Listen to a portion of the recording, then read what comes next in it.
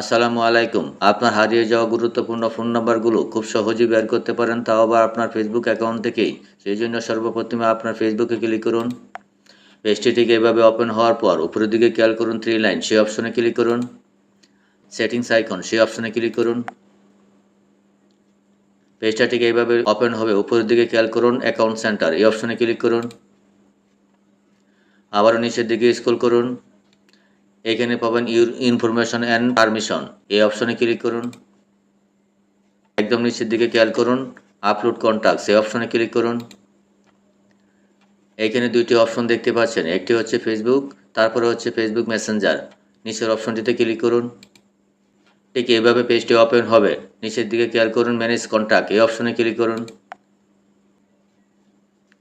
Loading হওয়ার পর ঠিক এইরকমভাবে দেখতে পাবেন সমস্ত কন্ট্যাক্ট নাম্বারগুলো এখানে আপনি পেয়ে যাবেন।